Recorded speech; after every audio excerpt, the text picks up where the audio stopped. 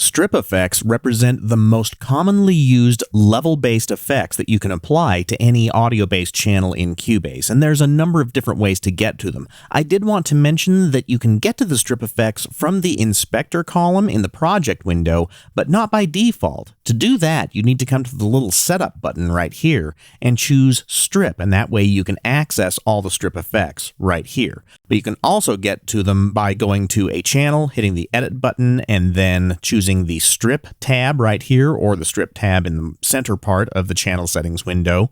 But one of the really great things about the strip effects is how they're represented inside of the mix console. Let's go to the big mix console to take a look at that.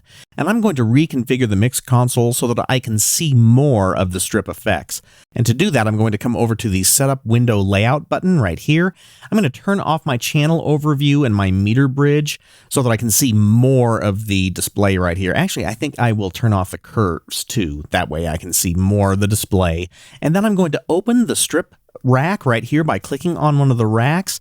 Now here's the great thing in the mix console. You can see all of the parameters for the strip effects all at one time. And you can see more of them if you make your faders a little bit smaller like this. And I'm going to scroll my channels over here so that we can look at just the drums. And let's take a look at the types of effects that you can put in the strip.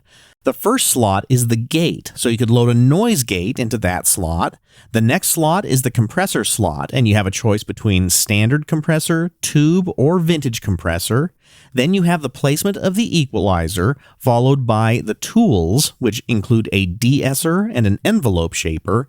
Next are the saturation effects, and you have 3. Magneto 2 is my personal favorite. It adds the sound of magnetic tape saturation. There's also 2 others that are called tape saturation and tube saturation, depending on how you like the saturation to sound.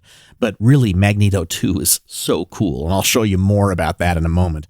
And then finally, you have a choice of 3 different limiters: brick wall, maximizer, and standard limiter. Now let's load some saturation effects into the drum channels here. You'll remember that I have 5 different drum channels here, so I'm going to click the first one, then shift-click the last one, and then I'm going to hold down the Shift and the Alt or Option key. You'll notice that that will turn on the quick link light at the top of the mix console. Now, while I'm holding down those modifier keys, anything I do to any of these selected channels will happen across all of the selected channels. In this case, I want to add a saturation effect and choose Magneto 2, and you'll see that Magneto 2 gets put on all the channels. And the great thing now is that all of the different parameters are visible from inside of the mix console all simultaneously. If you only had access to the channel strip settings in each window, you'd have to go to the channel settings of every single individual channel. And that's where the strip effects really come in handy, because now they're all visible here in the mix console. And now using the Shift plus Alt or Option, I can add some saturation to all of the drum channels. So I'm just going to click and drag that up. And let's listen to these tracks as I'm doing it. And to really hear it, let's just solo the drum tracks. And since I'm holding down the Shift plus Alt or Option, I can solo any of those channels and it will solo all of them. Now we'll start some playback.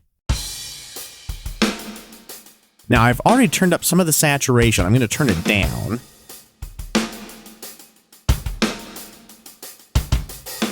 And then let's turn it up, and you'll start to hear you get more overtones and that crunchy kind of tape style effect.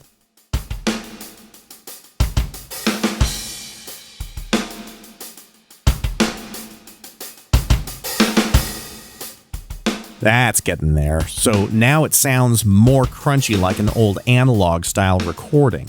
If I wanted to adjust any individual amount of saturation or any of the other controls on a strip module, then I can lift off Shift plus Alt or Option, and now I have individual control.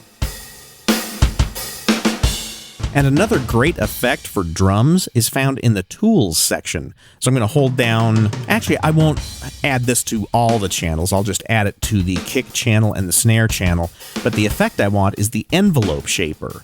The envelope shaper allows you to add more attack or release to a sound or a channel. In this case, the drums, especially the kick drum, have not quite as much attack as I want, so I'm going to increase the attack amount on the kick drum channel.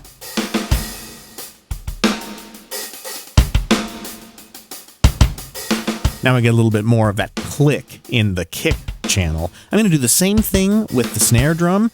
So I'll add that to the snare channel here and increase that level.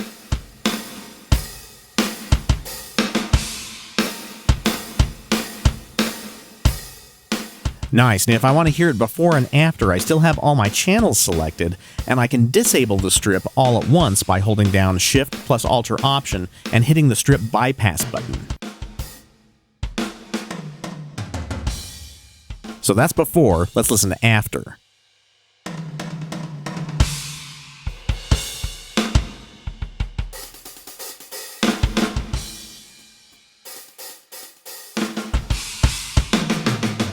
And that's starting to sound really great. And again, the strip is wonderful because now I can edit all of those things simultaneously across all channels. And next, let's talk about effects automation.